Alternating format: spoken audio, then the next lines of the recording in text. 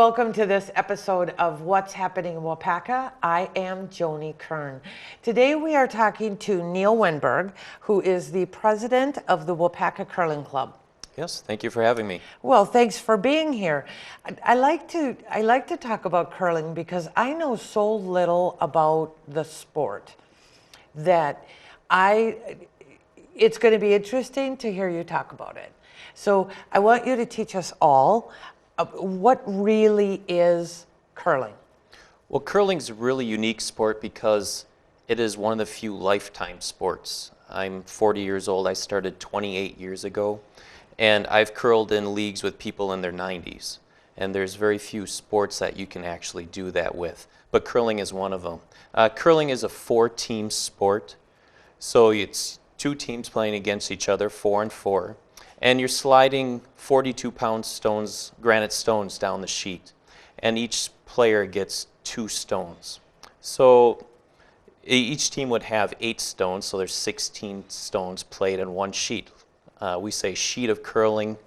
That's kind of like a lane in bowling. Okay. So the goal is to see how fast I can get the rock down to the end? No, it looks like a bullseye that's in the ice. That's called the house.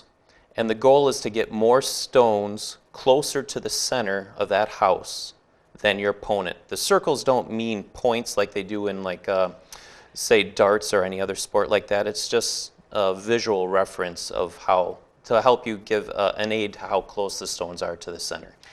So then how does someone win? What happens is there's 8 ends, or like in baseball you have innings, in curling you have ends. When the end is over, all of the stones are slid down to the other end, and you see who has how many stones closer to the center than the other. And then only one team would score any points on that end. Gotcha. Well, I've already learned something about curling. This is kind of fun. So now you guys go year-round, right? No, we don't. We start in the end of October. We'll go to the middle of March.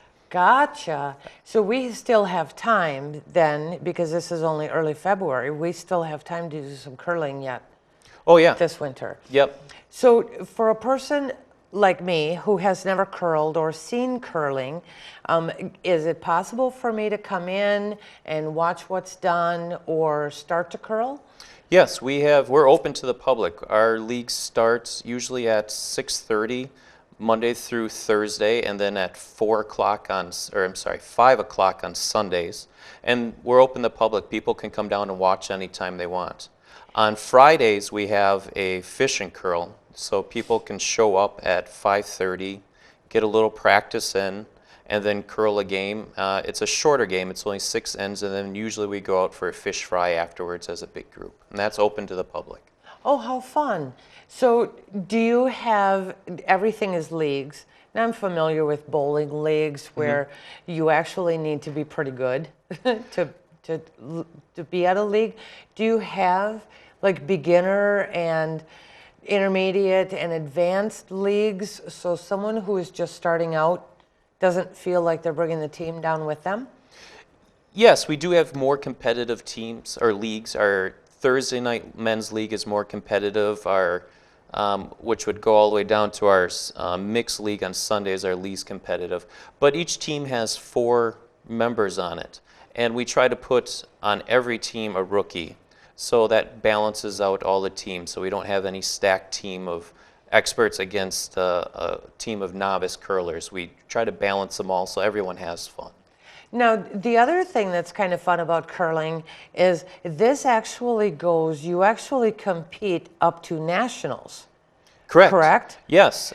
So this is, I mean, if this is something that you really enjoy doing, you can really compete and go all the way. Well, you go all the way to the Olympics. We've had world champions come out of our club.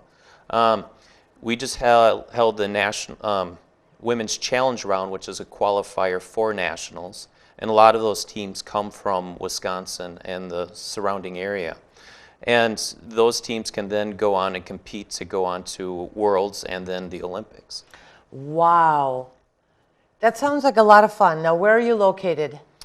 We're located right behind, if you take Badger past the post office going west, you'll hit our driveway. Dead ends right there at the end of our driveway. So you're right downtown Waupaca. Downtown Waupaca, So yes.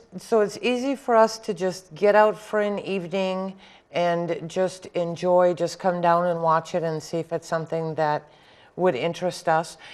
And you told me that this is something that you can do from teenager through 95. So it's great exercise without being really hard on the body.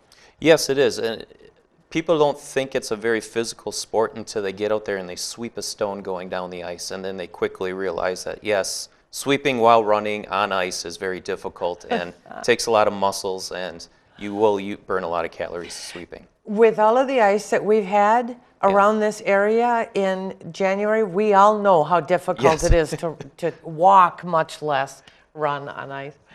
Thank you, Neil, for all of your information. Something that I think that we all should do is just happen in and at least watch it or get a little bit of exercise and enjoy the sport.